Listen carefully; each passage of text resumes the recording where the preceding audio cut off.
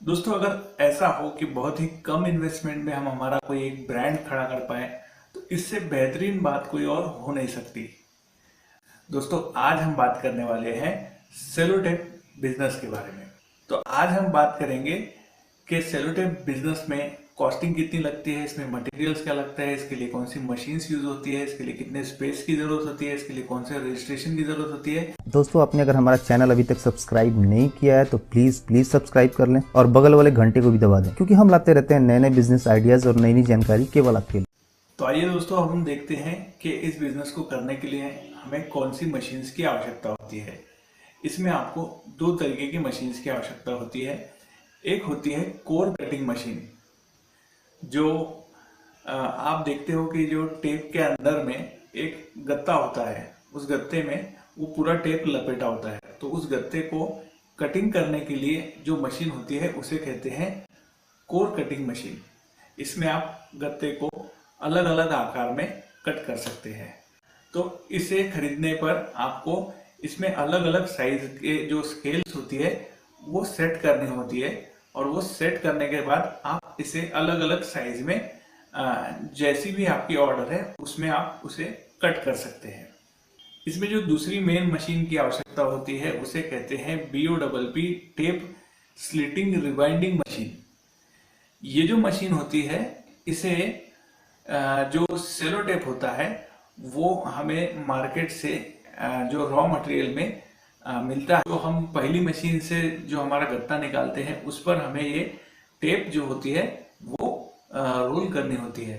तो ये हम जो दूसरी मशीन है इसके द्वारा उसे सेट कर सकते हैं। जैसे आपने गत्ते को जिस साइज का कट किया है, आपको देन उसको दूसरे मशीन में डालना होगा, और दूसरे मशीन में डालने के बाद में आपको उसमें भी जो है साइज सेट करना होगा कि आप उसमें जो टेप है उस पर कितना चिपका सकते हैं, और मीटर के हिसाब से आपको वो जो टेप है वो चिपकानी होती है।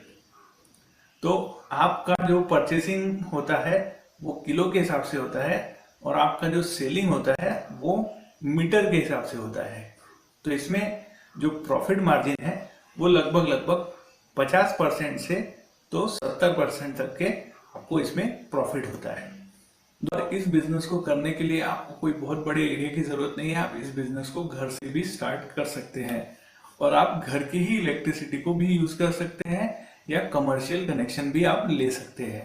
तो अब हम बात करेंगे इस प्रोडक्ट के मार्केटिंग के बारे में। दोस्तों, मार्केटिंग की जो प्रोसेस होती है इस बिजनेस में, जब आप खुद का एक ब्रांड खड़ा करते हैं, जब आपको खुद का प्रोडक्ट बेचना होता है, तो आपको अलग अलग तरीके से इसकी मार्केटिंग करनी होगी।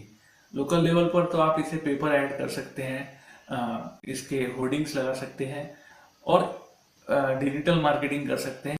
इसके अलावा एक और रास्ता है, आप आपका जो प्रोडक्ट है उसे indiamart.com पर भी रजिस्टर कर सकते हैं, ताकि अगर आपका प्रोडक्ट का रिटेलरशिप अगर किसी को लेना है अदर सिटी में, तो वो भी आपसे वो कांटेक्ट कर सकता है।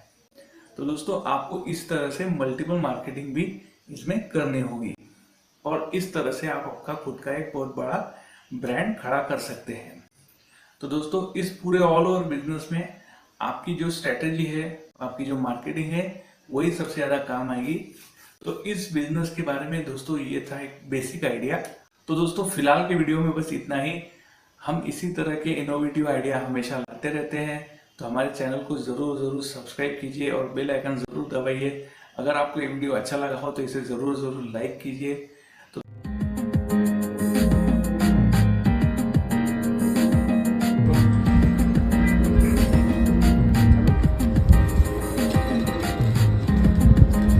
इधर से लाके